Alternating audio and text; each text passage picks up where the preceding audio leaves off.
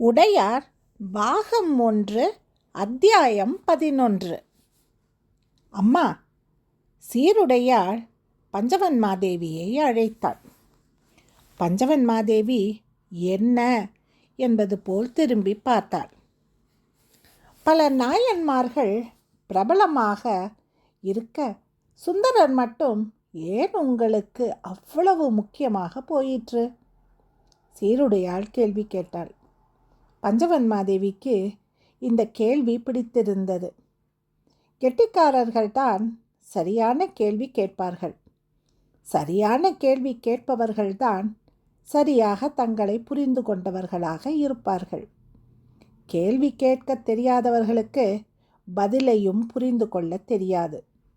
பதிலை புரிந்து கொள்ள தெரியாது போனால் கேள்வி எழவே எழாது. எனவே கேள்வி கேட்பவர்களை பஞ்சவன்மாதேவிக்கு அதிகம் பிடிக்கும். நல்ல கேள்வி கேட்டாய் சீருடையாள், சொல்கிறேன் கேள்.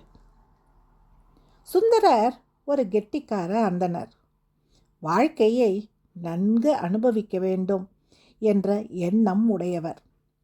பலர் போற்ற படிக்க வேண்டும், நல்ல உத்தியோகத்தில் அமர வேண்டும், நிறைய பொற்காசுகள் சம்பாதிக்க வேண்டும், அழகாக விளங்க வேண்டும். அடடா, எவ்வளவு அழகு என்ற பெண்கள் போற்ற வேண்டும். அப்படி போற்றிய பெண்களை இவர் ஓரக்கண்ணால் கவனித்து சந்தோஷப்பட வேண்டும்.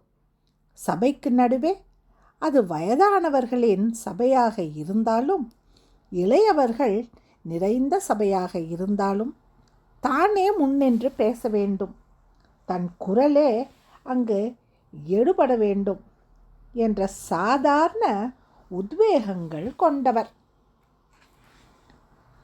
சுந்தரமூர்த்திக்கு அழகு இருந்தது, அறிவு இருந்தது, முன்னேறுகின்ற ஆசை இருந்தது.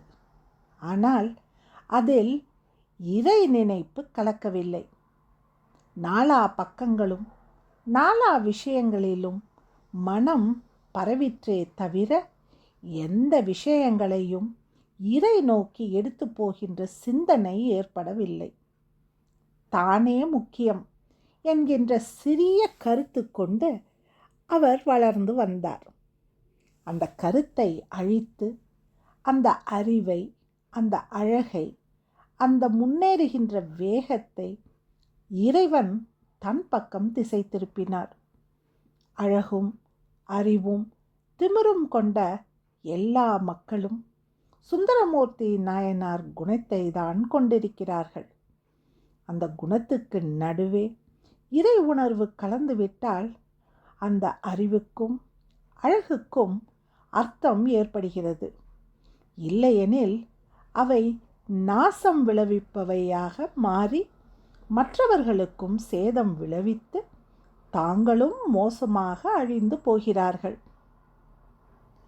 நான் இல்லாத இடத்தில் உன் அறிவும் அழகும் திமிரும் எதற்கும் பயன்படாது என்பதை இறைவன் சுந்தரமூர்த்தி நாயனார் சரித்திரத்தின் மூலம் நமக்கு சொல்கிறார்.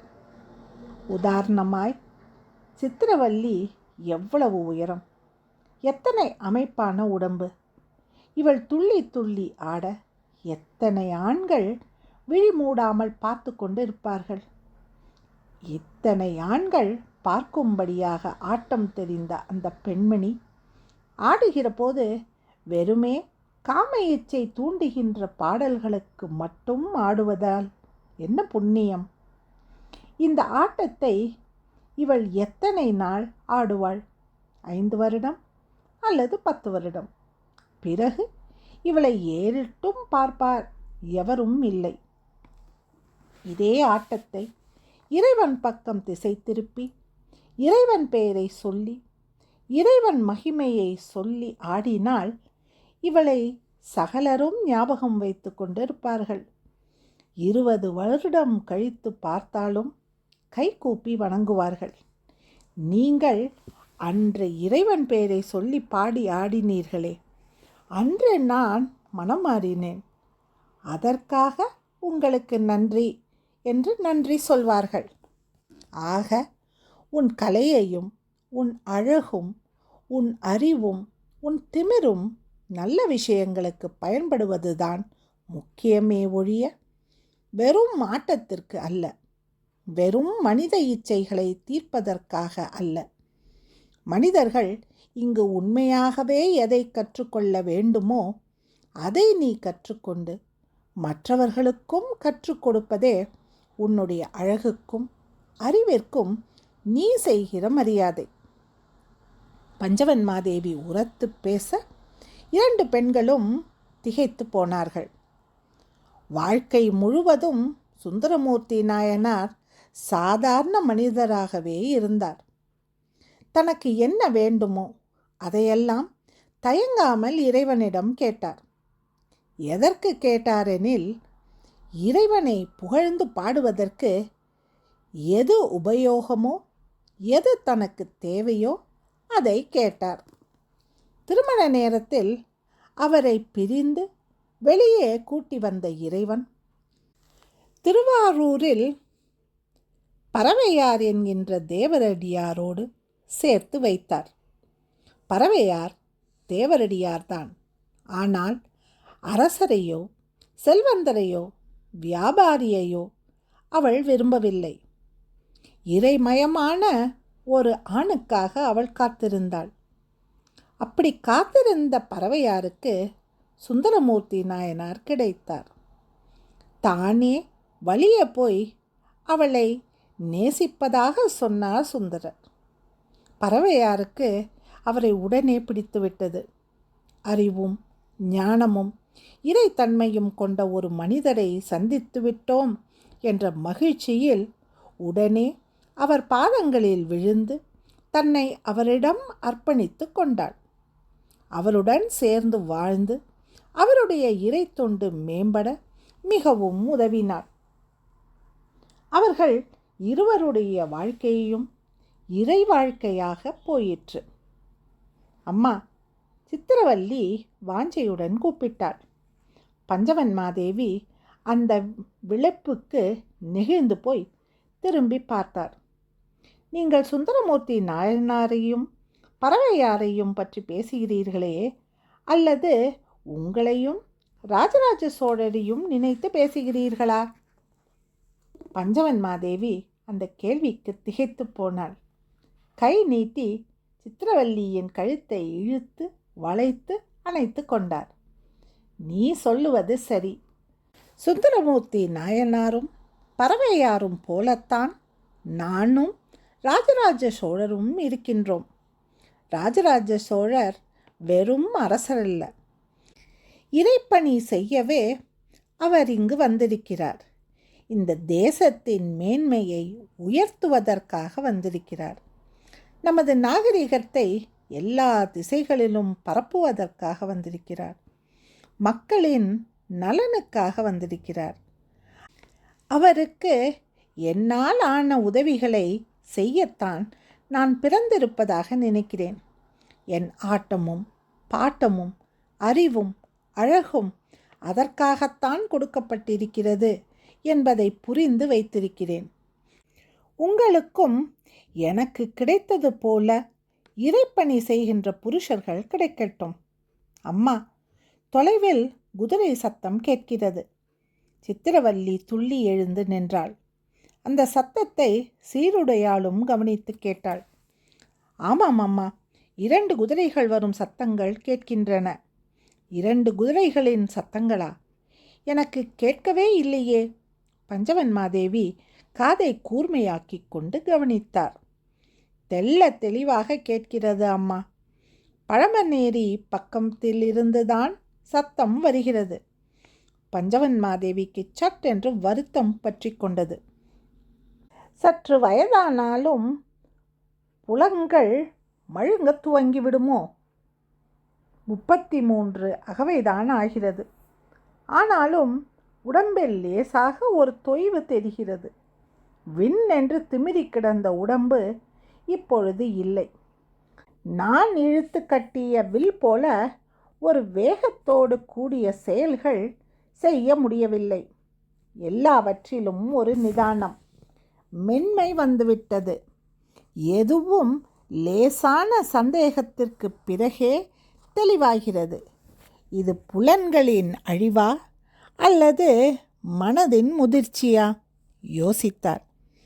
எந்த முடிவுக்கும் வராமல் அவர்கள் சொன்னதை மட்டும் வாங்கிக் கொண்டு ஆவலோடு எழுந்து நின்றார்.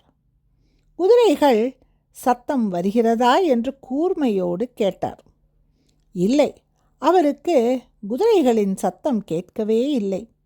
மறுபடியும் ஒரு மெல்லிய சோர்வு பஞ்சவன்மாதேவியை பற்றி கொண்டது.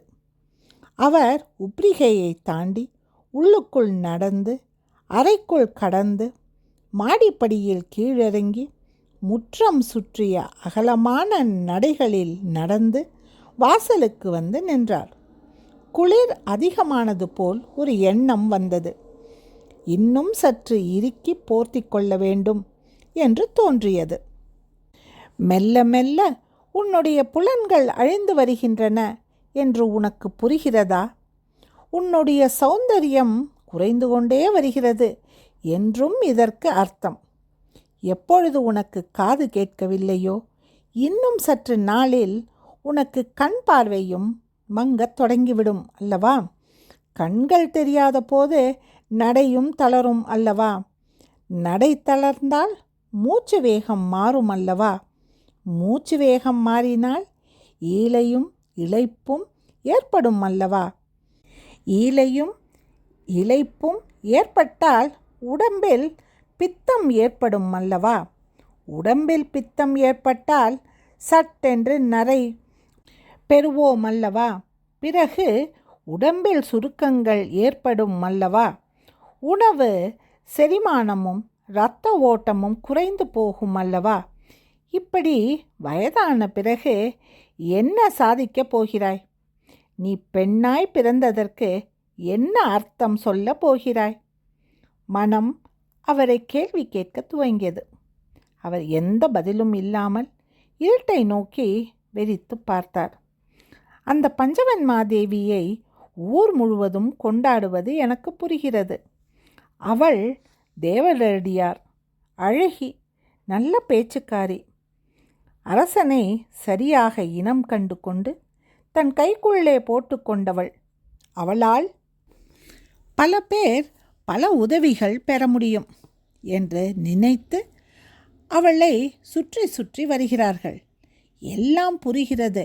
ஆனால் நீயும் கொண்டாடுகிறாயே, அதுதான் எனக்கு புரியவில்லை என்று செம்பியன்மாதேவியார் ஒரு முறை உலக மகாதேவியிடம் கேட்க, வந்த இரவே அருள்மொழியிடம் சொல்லி இங்குள்ள வேலைக்காரர்களுக்கு வருமானத்தை உயர்த்தி கொடுக்க அவளால் முடிகிறது என்றால் வேறு என்னத்தான் செய்ய முடியாது? என்ன செய்ய வேண்டும், எப்படி செய்ய வேண்டும், எப்பொழுது செய்ய வேண்டும் என்ற தெள்ளத் தெளிவாக தெரிந்தவளை கொண்டாடுவதில் தவறொன்றும் கிடையாதே என்று உலக மகாதேவி கேலியாக பதில் சொன்னாள். உனக்கு ஒன்றும் புரியவில்லை. ஆனால் நீ முதல் தரமான மண்டீகம் என்பது எனக்கு தெள்ள தெளிவாக தெரிந்துவிட்டது. உனக்கு சோழ வாரிசாக ராஜேந்திரன் பிறந்திருக்கிறான். நாளை பஞ்சவன்மாதேவிக்கு குழந்தை பிறந்தால் அவனும் மன்னரின் வாரிசாக பட்டத்துக்கு போட்டியாக வரமாட்டான் என்பது என்ன நிச்சயம்? மறைமுகமாகவோ நேர்முகமாகவோ மீண்டும் ஒரு வாரிசு சண்டை சோழ தேசத்தில் நடக்காது என்று எவர் சொல்ல முடியும்? ஆதித்ய கரிகாலனா, உத்தம சோழனா, யார் சோழ தேசத்தை ஆட்சி செய்வது என்ற கேள்வி ஒரு முறை எழுந்து விடவில்லையா? உத்தம சோழனா, ராஜராஜனா என்று மறுபடியும் இன்னொரு முறை கேள்வி எழவில்லையா? ஒவ்வொரு தலைமுறையிலும் சோழ தேசம் இந்த கேள்வியை சந்தித்துதான் ஆக வேண்டுமா? இன்னொரு ஆதித்ய கரிகாலன் கொலையையும் இன்னொரு உத்தம சோழன் மறைவையும் இந்த தேசம் சந்திக்கத்தான் வேண்டுமா என்று செம்பியன்மாதேவி உரத்து புலம்ப, பட்டமகிழ்ச்சி உலக மகாதேவி முகத்தை பொத்திக்கொண்டு ஓடிப்போய் அறைக்குள் உட்கார்ந்தவள்தான். எழுப்பி சோறு போட 3 நாட்கள் ஆயிற்று. பஞ்சவன்மாதேவி, தயவு செய்து யாருக்கு வேண்டுமானாலும் பட்டம் கொடு, ஆனால் என் மகனை கொன்று விடாதே என்று பட்டமகிழ்ச்சி பஞ்சவன்மாதேவியிடம் வந்து அழ, பஞ்சவன்மாதேவி திகைத்து போனார். 11வது அத்தியாயம் முடிவடைந்தது. நன்றி, வணக்கம்.